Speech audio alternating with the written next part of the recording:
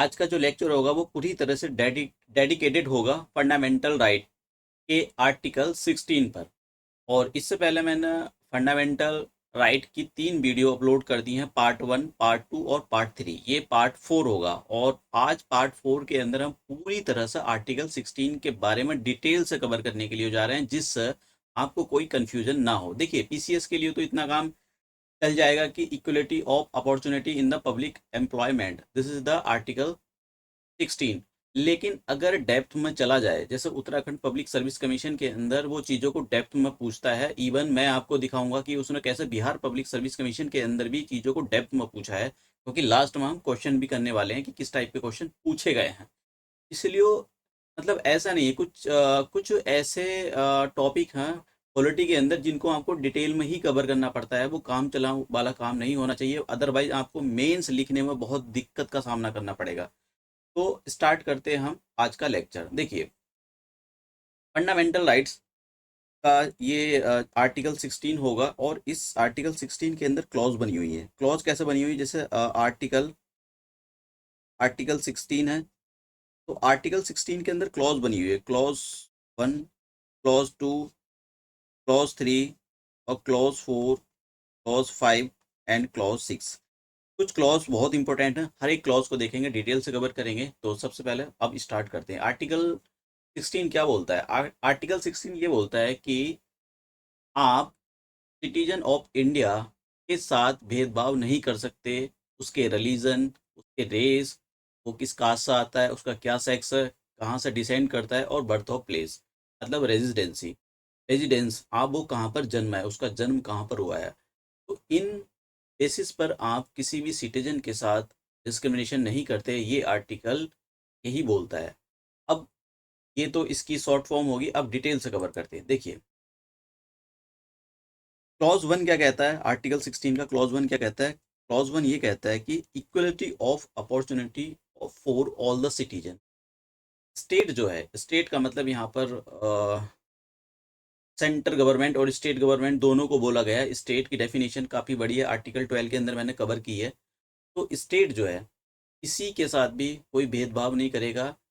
इसलिए भेदभाव नहीं करेगा, इक्वलिटी ऑफ अपॉर्चुनिटी मतलब सभी के लिए एक अपॉर्चुनिटी इक्वल होनी चाहिए। किसके लिए इक्वल होनी चाहिए? जब आप पब्लिक एम्प्लॉयमेंट की बात कर रहे हो, मतलब जैसा कि एसएससी का एग्जाम हो गया, तो ये क्या है? ये स्टेट के द्वारा जनरेट की हुई जॉब है, सरकारी नौकरियां होती। तो इसके अंदर जब भी आपको आप अप्लाई करोगे, तो आपको, आप किस कैटेगरी से आते हैं, आप ओबीसी में, क्रीमी लेयर में, नॉन क्रीमी लेयर में आते हो, तो आपको रिजर्वेशन का लाभ मिलेगा।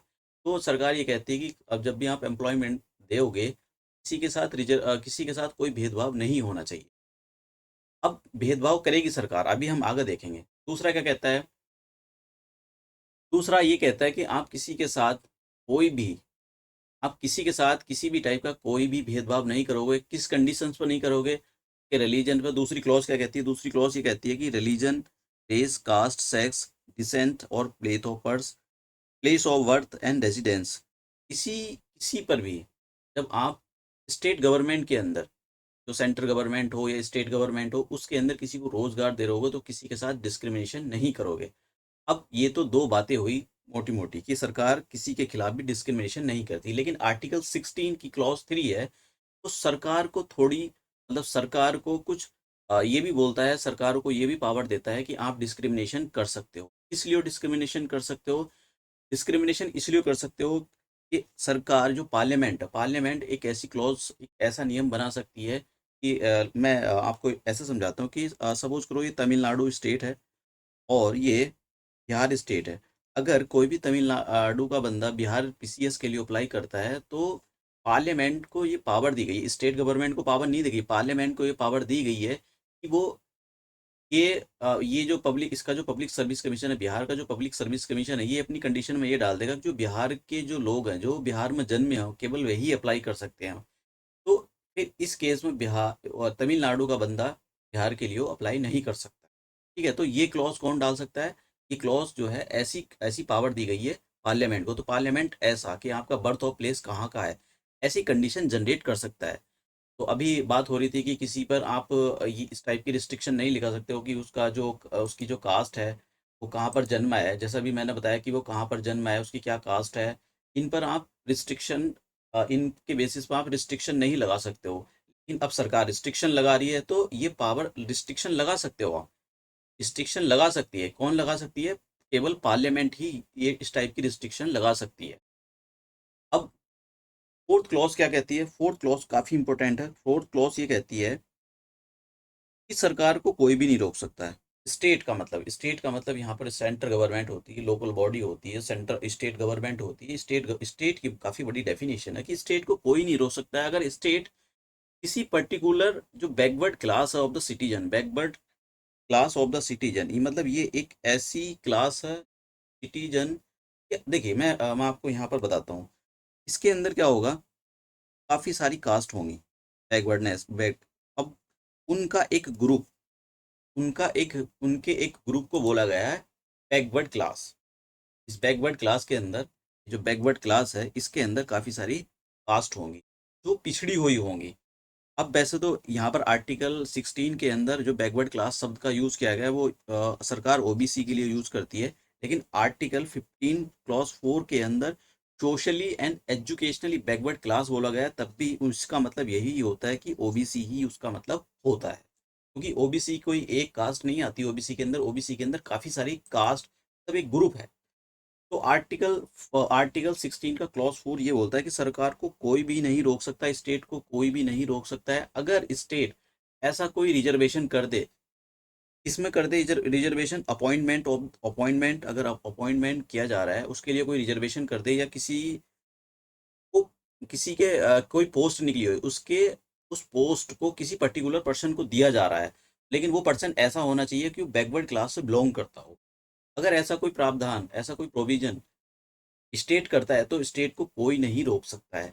ये फोर्थ क्लॉज हो गई। ठीक है, देखिए एक्चुअली ये ओबीसी की बात कर रहा है, आपको जो रिजर्वेशन ओबीसी के देखिए ये जो फोर्थ क्लॉज, ये जो फोर्थ वाली क्लॉज है, ये जो है आर्टिकल 16 की क्लॉज 4 है, ये एक्चुअली ओबीसी की बात कर रही है। ओबीसी वाले जो होते हैं उनको पता है 27% का रिजर्वेशन दिया गया गवर्नमेंट जॉब के लिए अंदर, तो ये आर्टिकल इसी के बारे में बात करता है। और ओबीसी को आर्टिकल 15 का क्लॉज 4 जो है ये भी 27% रिजर्वेशन की बात करता है, ये भी ओबीसी के बारे में बात करता है, ओबीसी के बारे में बात करता है। तो दो आर्टिकल काफी इंपॉर्टेंट है, आर्टिकल 15 एंड द 16, इनकी क्लॉज 4, दोनों की क्लॉज 4 जो है इसी ओबीसी के बारे में बात करती है। अब नेक्स्ट जो क्लॉज आती है, देखिए अब जैसे यहाँ पर ये मैं बता रहा था कि ये वाली जो क्लॉज है, क्लॉज 4 है, जब एक जजमेंट आती है 1992 के अंदर, ठीक है, क्योंकि रिजर्वेशन की बात हो रही थी, तो एक क्लॉज आती है, सॉरी, एक सुप्रीम कोर्ट का एक बहुत इंपॉर्टेंट जजमेंट आता है जिसको इंदिरा स्वानी जजमेंट भी बोला जाता है, और दूसरा इसका नाम बड़ा फेमस है, मंडल केस। तो ये कब आता है? 1992 के अंदर आता है। इसके अंदर जब ये रिजर्वेशन ओबीसी वालों को दिया जा रहा था, इस क्लॉज 4 के अंदर, तो यहाँ पर क्या हो रहा था, ओबीसी के अंदर सभी लोग आते हैं, मतलब यहाँ पर जो काफ़ी सारी कास्ट आती है ओबीसी के अंदर। तो सुप्रीम कोर्ट ने ये बोला कि भाई ये जो ओबीसी की आपने लिस्ट बनाई है इसके अंदर काफ़ी सारी कास्ट हैं, तो वो उस कास्ट के अंदर क्या सभी लोग गरीब होंगे? ऐसा तो जरूरी नहीं कि सभी लोग गरीब हों।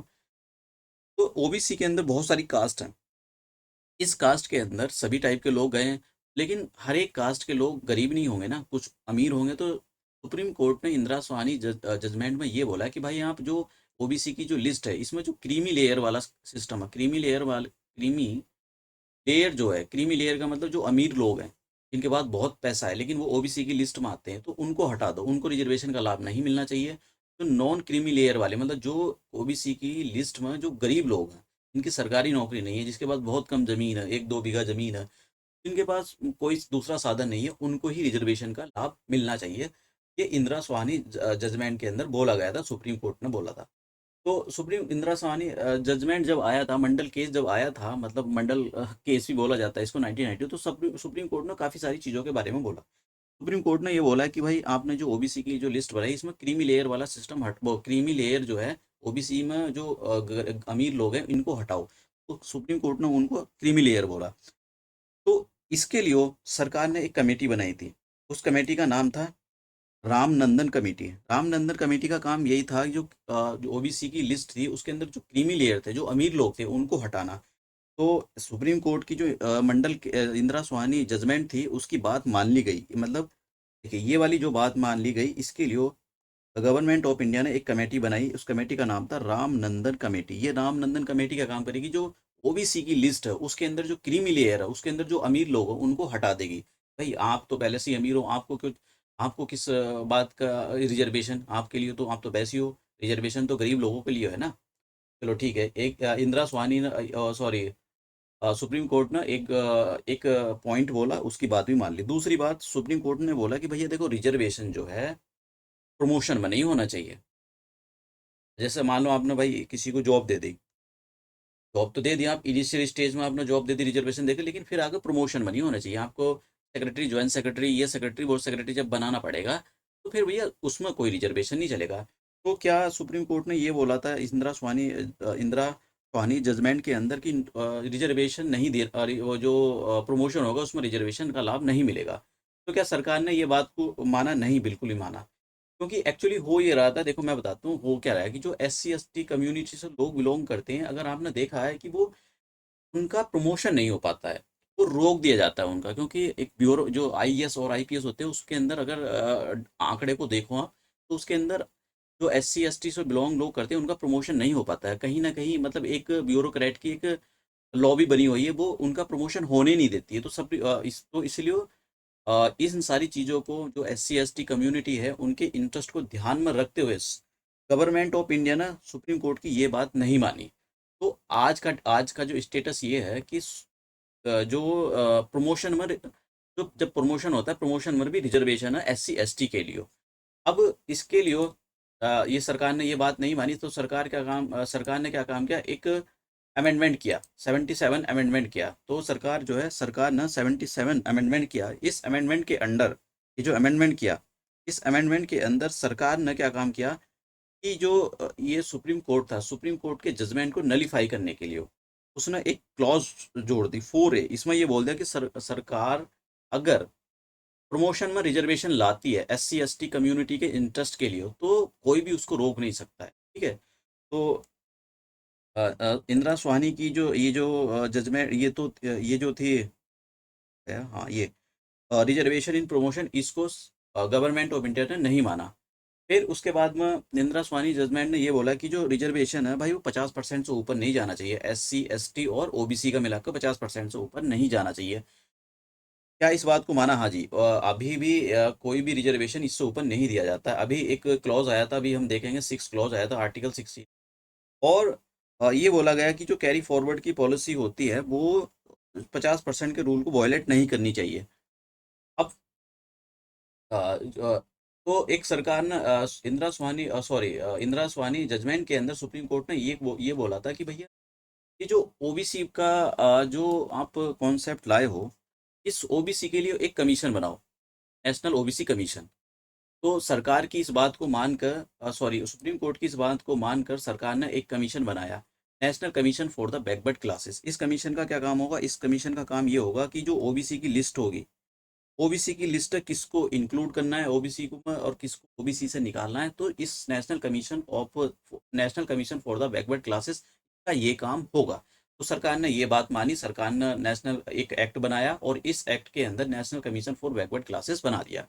फिर उसके बाद में नया डेवलपमेंट क्या होता है? नया डेवलपमेंट ये होता है कि 2018 के अंदर सरकार ने, मोदी गवर्नमेंट ने 102 102 अमेंडमेंट एक्ट किया। और इस एक्ट के अंदर कॉन्स्टिट्यूशनल अमेंडमेंट था ये।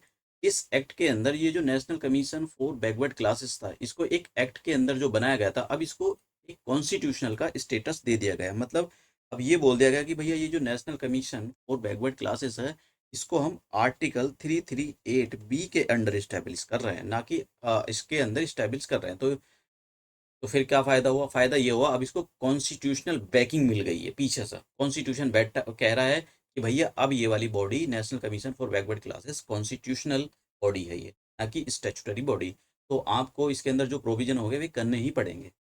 तो इंदिरा सुहानी की जजमेंट को सुप्रीम कोर्ट ने, इसने सेंट्रल गवर्नमेंट ने माना, पार्लियामेंट ने माना, और उसकी जो थी जजमेंट को इम्प्लीमेंट किया। ये क्लॉज इतनी इंपॉर्टेंट नहीं है, क्लॉज 4 ये वाली, सॉरी, क्लॉज 4B और क्लॉज 5। ये इतनी इंपॉर्टेंट नहीं, आप इसको स्किप भी कर सकते हो। अब क्लॉज 6 पे चलते हैं। क्लॉज 6 क्या कहती है? क्लॉज 6 अभी ऐड की गई है। क्लॉज 6 जो है इसको अभी ऐड किया गया है। हाँ, देखिए क्लॉज 6 जो है ये जो क्लॉज 6 है ये इसको अभी ऐड किया गया है। कब ऐड किया गया है इसको? 2019 में मोदी सरकार आती है और मोदी सरकार ने एक अमेंडमेंट किया गया। 103 अमेंडमेंट एक्ट 2019 कॉन्स्टिट्यूशन में। और उसके अंदर ये बोल दिया कि भैया हम जो ऐसी कास्ट है, मतलब देखिए जनरल के अंदर भी कुछ ऐसे लोग हैं, ऐसी कास्ट आती हैं जो बहुत गरीब है। मतलब जनरल होने का मतलब ये नहीं कि सारे अमीर हो गए, जनरल के अंदर बहुत गरीब लोग भी हैं तो अपर कास्ट से बिलोंग करते हैं, लेकिन वो काफ़ी बिलोंग है, वो सॉरी काफ़ी करीब है। तो उनको भी रिजर्वेशन का फ़ायदा मिलना चाहिए, क्योंकि अल्टीमेटली रिजर्वेशन का जो मतलब था वो यही था कि गरीब लोगों को दिया जाए। गरीब लोग तो किसी भी कास्ट से बिलोंग कर सकते हैं। तो इसीलिए तो मतलब जो ओबीसी की कैटेगरी में नहीं आते, एससी एसटी में इंक्लूड नहीं होते, फिर भी वो मतलब दूसरी अपर कास्ट में आते हैं, जनरल कास्ट में आते हैं, तो उनको भी रिजर्वेशन का फायदा मिलना चाहिए। इसलिए 103 अमेंडमेंट एक्ट 2019 लाई मोदी सरकार। और इस अमेंडमेंट के अंदर जो इकोनॉमिकली वीकर सेक्शन है ये किसी भी कास्ट से बिलोंग कर सकते हैं। कंडीशन ये है कि ये ना तो ओबीसी की लिस्ट में आने चाहिए, ना एससी एसटी की लिस्ट में आने चाहिए। इनको 10% का रिजर्वेशन दिया जाएगा जब भी ये किसी भी जॉब के लिए अप्लाई करेंगे, सरकारी जॉब के लिए, ना कि प्राइवेट जॉब के लिए। और जब ये प्राइवेट जॉब के लिए अप्लाई करेंगे तो ये जो इंदिरा स्वानी जजमेंट में बोला गया था कि भाई ये 50% से ऊपर नहीं जाना चाहिए रिजर्वेशन। तो ये जो रिजर्वेशन होगा ये 50% के अलग होगा, एडिशन टू द 50% अलग होगा। तो ये काफ़ी इम्पोर्टेंट जजमेंट थी आज की। ऐसा